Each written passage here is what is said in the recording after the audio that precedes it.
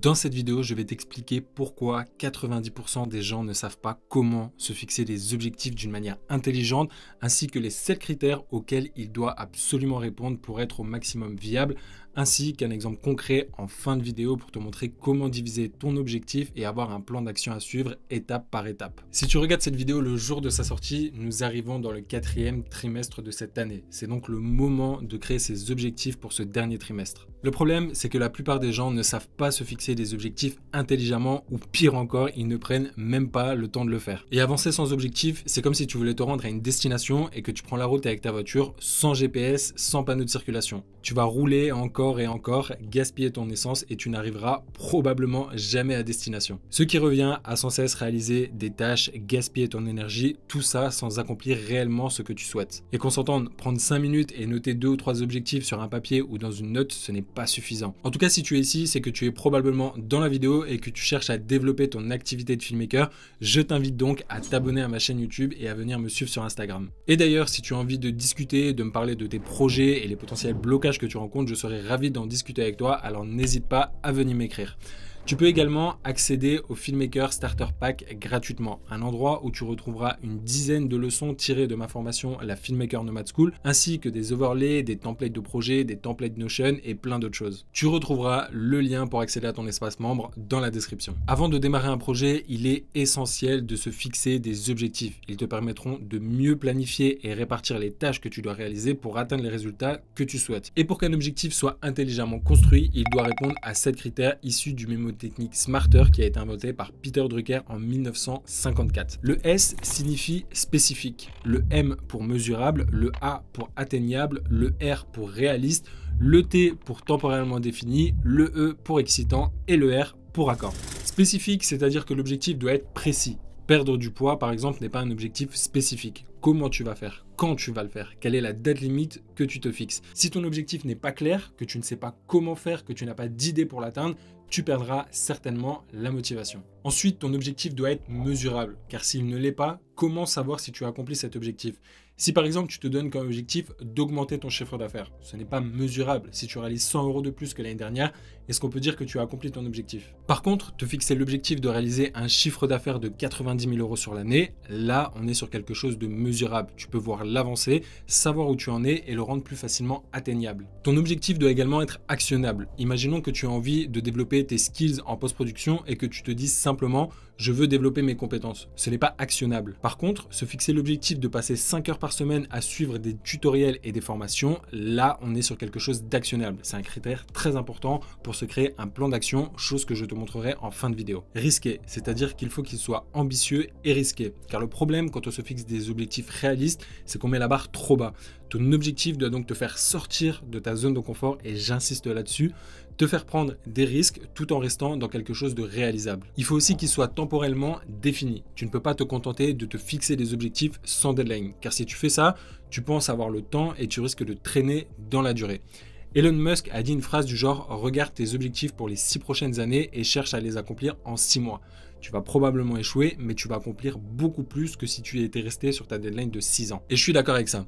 Plusieurs fois, je me suis fixé des tâches sur plusieurs jours et j'ai procrastiné. Et le dernier jour, j'avais presque rien accompli, mais je me suis mis un coup de pression et j'ai réalisé toutes les tâches que je m'étais planifiées sur une semaine en une journée. Ton objectif doit également être excitant. Il faut que quand tu te visualises accomplir ton objectif, que tu sois excité à cette idée. Par exemple, il y a 4 ans, quand j'ai décidé de tout quitter pour partir en Asie, je n'avais pas d'argent de côté. J'étais coincé dans ma routine et mon objectif était de générer des revenus avec ma caméra tout en voyageant.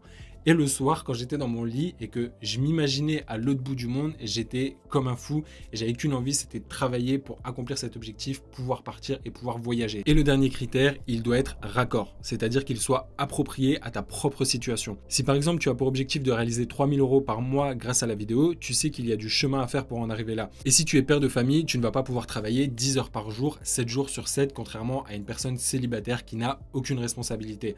La durée pour atteindre cet objectif ne sera pas la même pour ces deux personnes. Pareil, si deux personnes veulent atteindre 80 kg, que l'un part de 110 et l'autre de 90, ils n'auront pas du tout le même plan d'action et l'un des deux aura besoin de moins de temps que l'autre. Tout ça pour dire qu'il est important que tu prennes en compte ta situation. À toi de te fixer des objectifs et être raccord avec toi-même et le mode de vie que tu as. Maintenant qu'on a vu les 7 critères pour se fixer des objectifs de manière smart, je vais te montrer un petit exemple concret de comment tu peux établir ton plan d'action. Nous voilà donc sur Whimsical, un outil que j'utilise assez régulièrement. D'ailleurs, j'ai fait une vidéo sur les outils que j'utilise au quotidien pour mieux m'organiser. Si ça t'intéresse, je te mets la petite fiche en haut. On va donc prendre l'objectif de réaliser un bénéfice de 10 000 € pendant le 4e trimestre. Donc, est-ce que cet objectif est spécifique? Oui, c'est un objectif précis. On parle de 10 000 €. C'est vraiment quelque chose de spécifique et de précis. Est-ce qu'il est mesurable?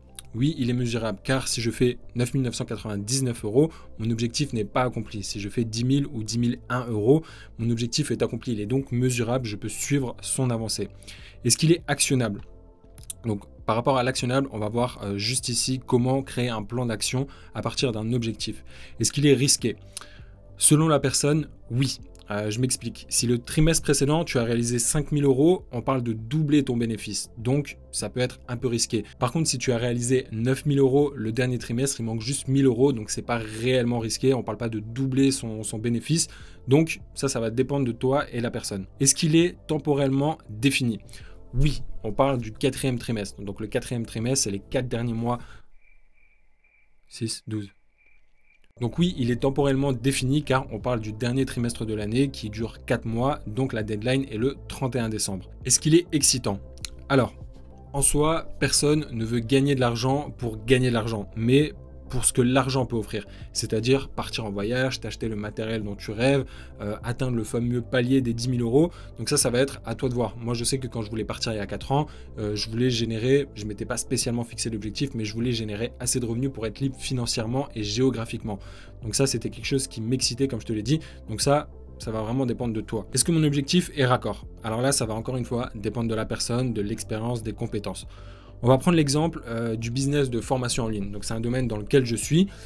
Si je m'étais fixé au premier lancement de ma formation de réaliser un chiffre d'affaires de 400 000 €, ça n'aurait pas réellement été raccord. Ça aurait été très compliqué parce que j'ai pas beaucoup d'abonnés, etc. Même si en soi, ça ne veut pas spécialement dire grand-chose.